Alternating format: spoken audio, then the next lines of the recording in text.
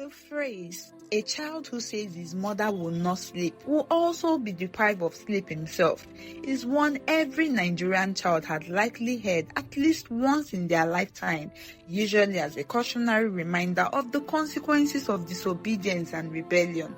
For Adeola, the saying was no longer just words, it was her reality. Adeola, a strikingly beautiful woman in her late 30s, with radiant brown skin and sharp, impressive eyes, had carried the pride of our West African heritage across nations. Now, that pride was bruised, trampled under the weight of an American system that didn't understand her love or her pain. She had just spent 3 agonizing days in cell because her son Toby had called the American police on her for seizing his phone. She had been released on the condition that she would no longer threaten Toby or confiscate his belongings. As she closed the door to her apartment behind her, she could hear the boastful voice of Toby, her 16-year-old son, bragging on TikTok about his freedom since his mother was arrested, all because she had dared to parent him the way she had been taught. Growing up in Ile-Ife, with discipline and firm boundaries, the weight of the last few days finally broke her. She sank onto the couch, her hands shaking, her body heavy with exhaustion. Tears streamed down her face, hot, bitter tears. How did it come to this? She whispered to herself as she reached for her cell phone to call her mother. As soon as her mother's familiar voice came through, Adeola's composure crumbled completely. "Mama, where did you think I went wrong?" She sobbed, her words tumbling out in anguish. "How can my own son call the police on me? How can he accuse me of wanting to kill him?" Her mother's voice was calm but firm. "My daughter, if I didn't know you, I would say you failed to raise him well. But I know you, Adeola. I have seen how you have struggled, how you have fought to provide for that boy. You have given him a life that many parents can only dream of giving their children." Adeola's mind raced back to the past. She had left Nigeria with her husband 10 years ago, full of hope and ambition. But their dreams of a better life in America were shattered when her husband abandoned her, taking every penny they had with him, left to fend for herself. Adeola had become both a mother and a father to Toby. She had worked tirelessly to ensure he lacked for nothing. Her mother sighed heavily. "Children are like young yams, my daughter. If you don't strain your vines early, they would grow wild and choke the roots. But sometimes, even when you do everything right, the soil can still be stubborn. Mama, you know this is America. The system is rigged against young black boys. I've tried everything to guide Toby, warned him about the kind of friends he keeps, but he just doesn't listen. Just the other day, I found a joint in his school bag." "Ayo!" Mama exclaimed in shock, her voice rising. "You mean somebody's bone inside his bag?" "No, Mama, not bone," Adeola clarified, exasperated. "A joint, weeds, Igbo." "Ah!" Mama said, nearly speechless with disbelief. "And Mama, that's not even the worst of it," Adeola continued. "I can't begin to tell you everything else I have seen with this boy. That is the reason he needs to come to Ile-Ife," Mama declared. "Yes, Mama, I will bring him home. Maybe Ile-Ife is exactly what he needs." 5 days later, Adeola burst into the house, her voice loud and panicked as she spoke on the phone, frantically packing a suitcase. Her eyes were red-rimmed. On the verge of tears, the commotion drew Toby downstairs. "Ma, what's all the noise about? I'm trying to chill with my boys," he said casually, not noticing the distress on his mother's face. Adeola looked up, her expression a mix of frustration and urgency. "Toby, Mama has been rushed to the hospital and the doctor says she might not make it past the week. We need to go and be with her." "Wait, we?" Toby asked confusedly. "Nah, I'm not going anywhere with you. I've heard stories, Mama. African parents tricking their kids into going to Africa, then abandoning them there." Adeola looked at Toby, her patience clearly wanting. "Toby, you will have to find your own apartment for a month and cover all your living expenses. After all, you're an adult now, right?" Toby's bravado crumbled. He stormed upstairs, desperately calling his friends to see if any of them could take him in. One by one, they turned him down. Defeated, Toby had no choice but to pack his things and join his mother on the trip. On the plane, Adiola kept a close eye on Toby as he sulked the entire journey, shooting her occasional glares of suspicion, but Adiola was unfazed. Immediately he fell asleep. She set her plans in motion by confiscating both his passport and his phone.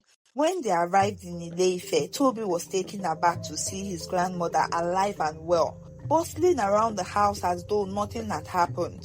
Suspicion fled within him. "I knew it!" he exclaimed. "You tricked me!" He searched high and low for his passport, but it was nowhere to be found. When he tried to use his phone to call for help, he discovered it had been swapped out for a new device, with his SIM card replaced with an MTN SIM card. Toby, feeling cornered and desperate, decided to take matters into his own hands by dialing 911 on his new phone. To his surprise, he reached the Ile-Ife police station and reported his mother, claiming she had kidnapped him and was holding him against his will. Little did he know, he was about to face the first shock of Nigeria's experience. Despite the uproar, family members tried their best to calm Toby, explaining that the village wasn't as bad as he thought. But Toby wasn't having it. His tantrums grew louder, and when two male relatives tried to restrain him, he grabbed a chair, threatening to use it as a weapon. Left with no choice, they backed off and waited for the police to arrive. When the knock on the door finally came, Toby rushed to open it, grinning from ear to ear. But his joy quickly turned to confusion when the two police officers greeted Mama and Adiola with warm smiles. "Officers," Toby exclaimed, "these are the people you're here to arrest. They tricked me into coming to Africa, took my passport, and now they're holding me against my will." "You called the police on your mama and grandmama?" this officer asked, shaking his head. "Ah, this Pekin. You get mine though." Yes. Toby stammered, but before he could finish his rant, one of the officers interrupted. "Wait, Mama, is that begiri soup I'm smelling?" he asked, his nose twitching in the direction of the kitchen. Mama nodded, a small smile tugging at her lips. "If we no chop Mama food today, we go know wetin cause am," the officer declared, making his way to the dining area, his partner following closely behind him. Toby stood frozen, mouth wide open in amusement, as he watched the officer settle comfortably at the table. To his disbelief, they joined Mama Adiola and the rest of the family for a hearty meal, laughing and chatting like old friends. The betrayal stung, and he could only watch in silence as they ate to their satisfaction and left without addressing the complaint. That night, Toby sat in a corner of the small room he was to occupy, defeated and utterly confused. He tried everything he could think of to recover his contacts or find a way out, but with no internet and no resources, all his efforts were futile. He eventually cried himself to sleep. The next morning, Toby woke up to find his mother gone. When he demanded to know where she was, Mama calmly ignored his tantrum and continued her chores.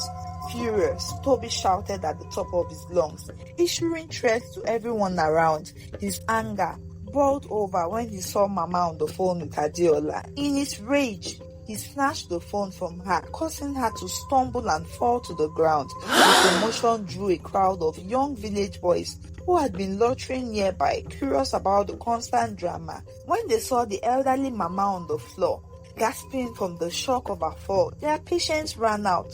"This disrespectful boy," one of them shouted. "He has no regards for his elders."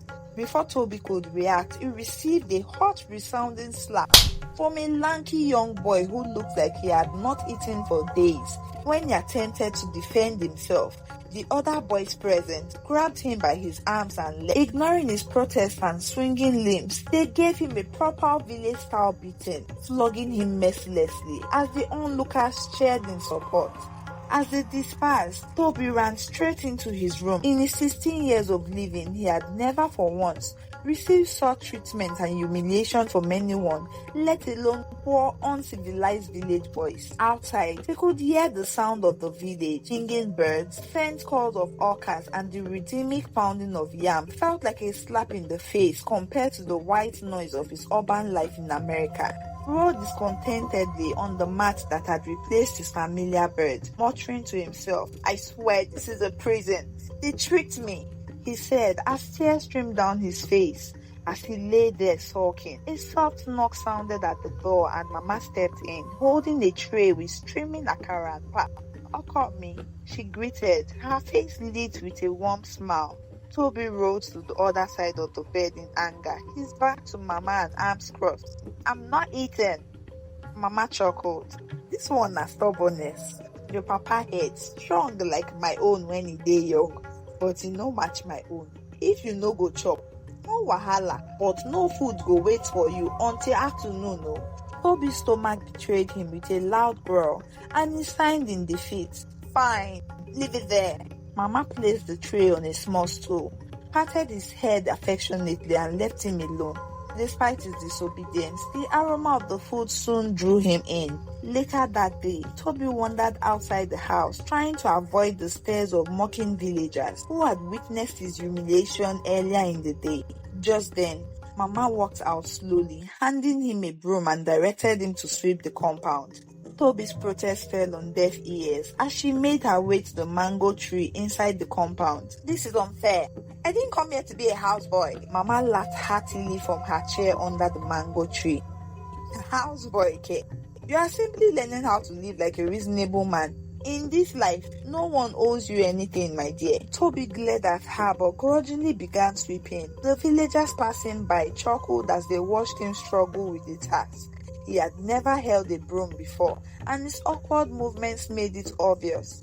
At noon, Mama called him to join her at the market. "You will carry the basket for me," she announced.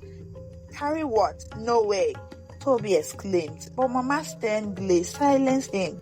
"You want to eat tonight, Abby? Then follow me." The market was a sensory overload for Toby. The vibrant colors of fabrics, the sound of voices bargaining over prices, and the rich aroma of spices filled the air. Mama moved with purpose, expertly negotiating prices while Toby trailed behind her, carrying the heavy basket. He felt embarrassed as people pointed and whispered, but Mama paid them no mind. "Call me. You must learn to work hard and be humble. It is not everything you get on a silver platter." But Toby, with his fresh American swagger, was not interested in lessons. His eyes were distracted by the hustle and bustle of the market, the clatter of metal pots and the loud voices of the traders.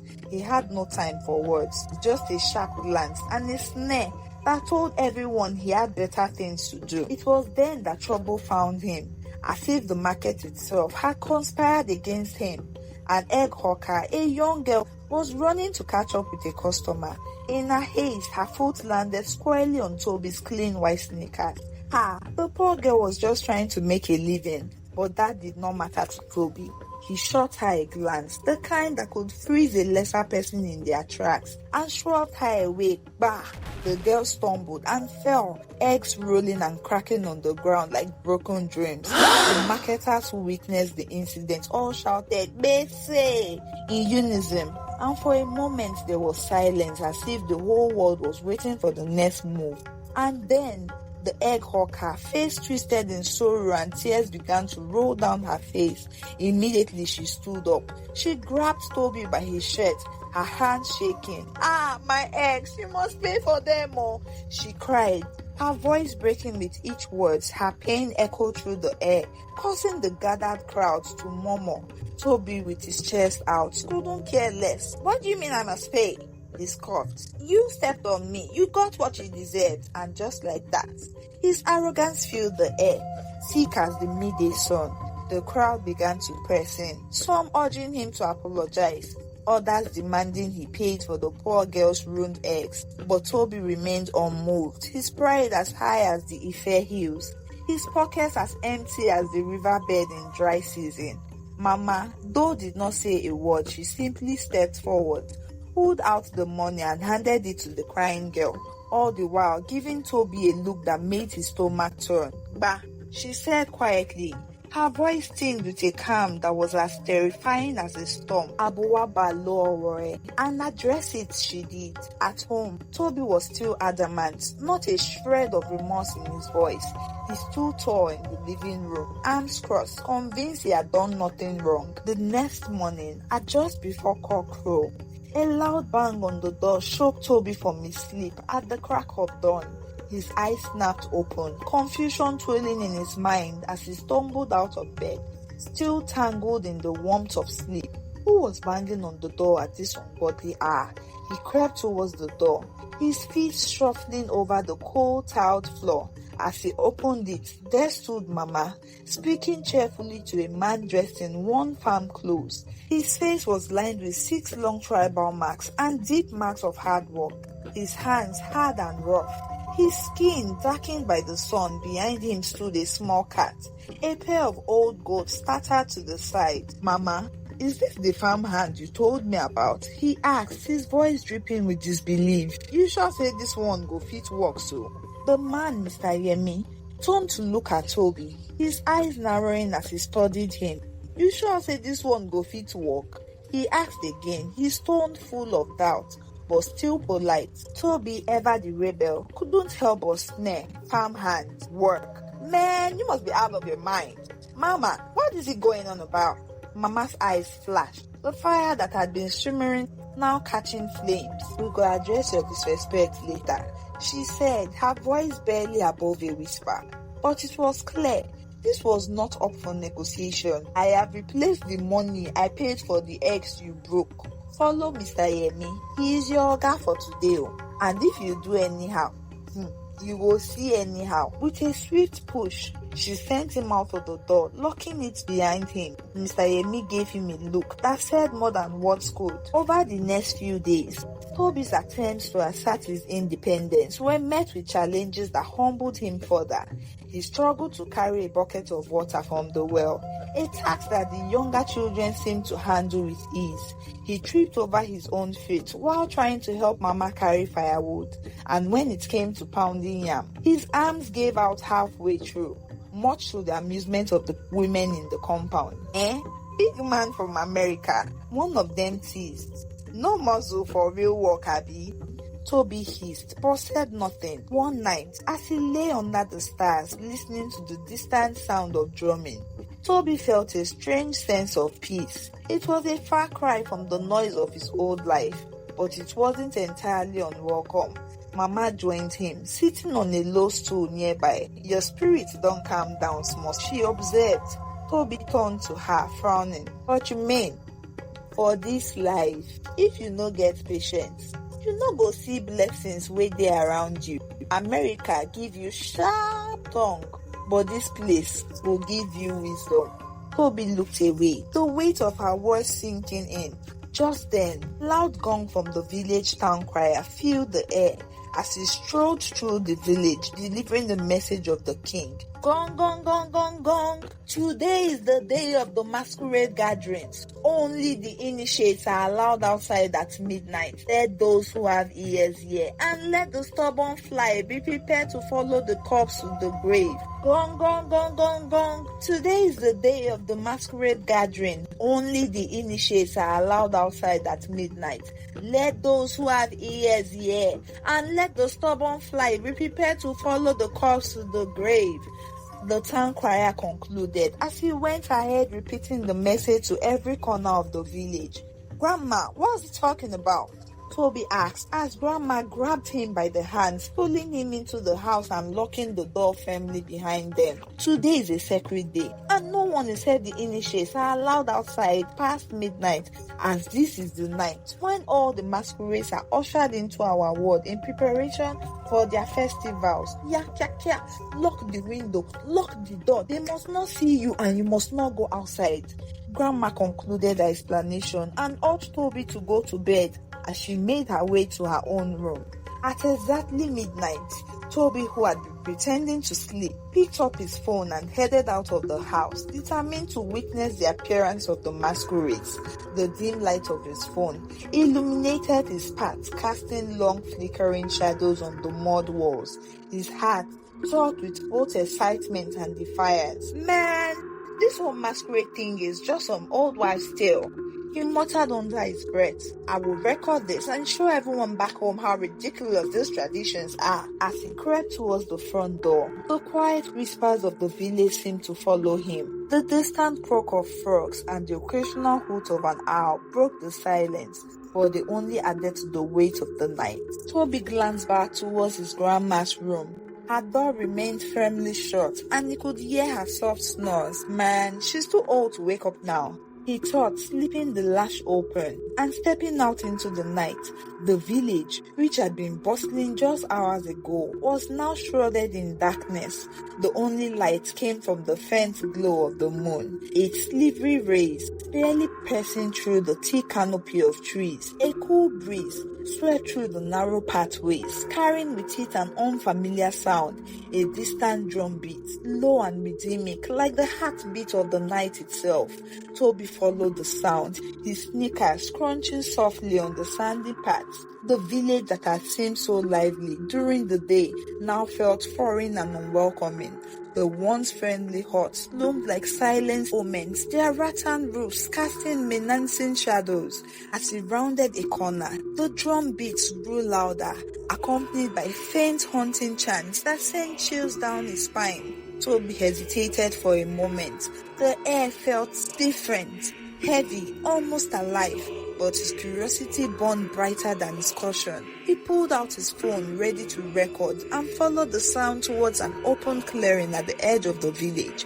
There, he saw them, the initiates, all moved in unison, their towering forms draped in elaborate, colorful white cloak that shimmered under the moonlight, each carrying the same size of native pots and a traditional staff made of white oak stick and cowries in hand. They bore expressions that were both mesmerizing and terrifying. Some grinned with exaggerated smiles, while others had hollow, staring eyes that seemed to look right through him. The chants grew louder, the drumming more intense, the air buzzed with energy, thick and suffocating. Toby's hands trembled as he raised his phone to record, the screen casting a faint glow that felt blasphemous in the sacred scene.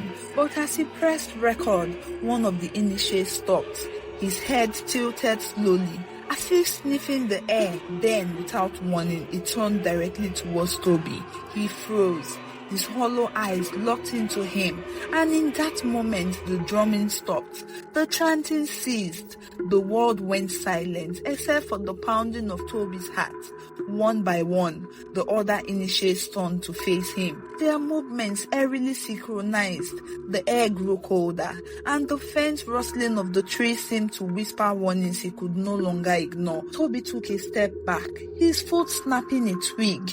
The sound echoed like a gunshot in the silence. The lead initiate raised a hand, and a deep enchanting voice boomed through the clearing. "Who dares to defy the sacred night?" His phone slipped from his hands, landing with a soft thud in the sand. The screen flickered for a moment before going dark, leaving him standing alone in the moonlight clearing, surrounded by the silent watching initiates. Toby's heart raced wildly as he picked up his phone, but before he could take another step, he slammed into something solid, something far too large to be human. He staggered back, his eyes widening as he looked up at the towering figure before him. The masquerade was unlike anything he had ever seen. Draped in a striking red rattan attire that shimmered faintly under the moonlight, it seemed to pulsate with an aura of raw ancient power. Adorning its head were pestles, mortals, and heavy stones, their edges worn and smooth from centuries of use. The objects clattered softly with each movement, yet the masquerade carried them effortlessly, as though they weighed nothing. Toby's breath caught in his throat. The masquerade's face, face, a mask of jagged lines and hollow eyes, a frozen snare that seemed alive with malice. Instinct screamed at Toby to run, and he turned to flee. But before he could take a single step, the masquerade's hand shot out, his grip like iron as if clamping around Toby's wrist. In an instant, Toby felt it, the weight. It pressed down on him like an unseen force, heavy and unrelenting. His shoulders dropped, his knees buckled, and his head felt as though it were carrying a mountain. His phone slipped from his grasp, falling silently to the ground as his body refused to obey him. Toby tried to cry out, to beg for help, but no sound came. His voice, his very essence, seemed trapped under an invisible suffocating weight. His mouth hung open, but nothing emerged. Even his tongue felt sluggish, as though it too had been bound by the unseen force. The masquerade loomed closer, the clinking of pestles and stones on his head resonating softly, a haunting melody of authority. His cold breath carried the essence of earth, an ancient wood, as he began to speak, each word heavy with purpose. I am the Lord Carrier, the one beloved by mothers. It chanted, its deep echoing voice filled the air. I cleanse the land and bring blessings to it. Mothers call on me to discipline their wayward children. And today, stubborn one, you have encountered me. Emi Atipako. Toby's knees buckled, and he collapsed to the ground, trembling. The masquerade's gaze bore into him, his hollow eyes piercing his soul. The distant drumming resumed, slower now, each beat vibrating through his chest like an ominous warning.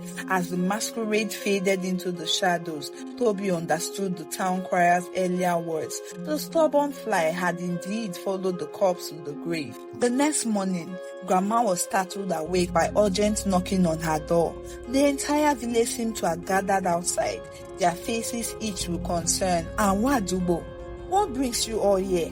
Grandma asked, her voice calm but tinged with worry. It's about your grandson, one elder began. Alarmed, Grandma darted into Toby's room, shouting his name, but the room was empty and dread washed over her. She raised out her hand in alarm.